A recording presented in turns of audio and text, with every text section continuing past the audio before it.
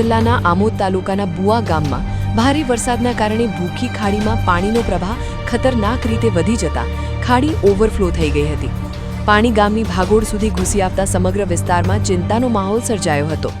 સ્થિતિની ગંભીરતાને ધ્યાનમાં રાખીને તંત્રએ તાત્કાલિક અસરથી ટુ વ્હીલર, ફોર વ્હીલર સહિત તમામ નાના વાહનો માટે રસ્તો બંધ કરી દેવાનો નિર્ણય લીધો હતો.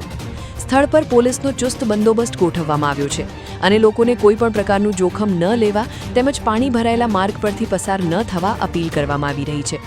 તંત્ર દ્વારા સતત પરિસ્થિતિ પર નજર રાખવામાં આવી રહી છે.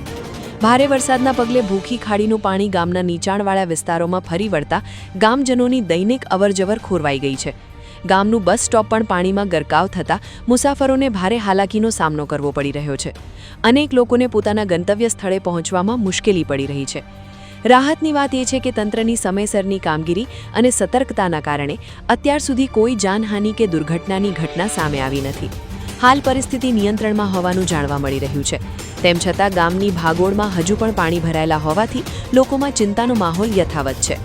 હવામાન વિભાગ દ્વારા વધુ વરસાદની આગાહીને ધ્યાનમાં લેતા જો આગામી કલાકોમાં વરસાદનું જોર યથાવત રહેશે તો બુવા ગામ સહિત આસપાસના વિસ્તારોમાં ફરી પાણી ઘૂસવાની સંભાવના વ્યક્ત કરવામાં આવી રહી છે. તંત્રની અપીલ: બિનજરૂરી બહાર નીકળવાનું ટાળો. પાણી ભરાયેલા માર્ગ પરથી પસાર થવાનો પ્રયાસ ન કરો. તંત્ર અને પોલીસની સૂચનાઓનું ચુસ્તપણે પાલન કરો. અફવાઓથી દૂર રહી સત્તાવાર માહિતી પર જ વિશ્વાસ રાખો. સલામત રહો, સતર્ક રહો. કુદરતી આફત સામે સાવચેતી જ સૌથી મોટું રક્ષણ છે. YouTube પર K&K મીડિયા નેટવર્કને સબસ્ક્રાઇબ કરો.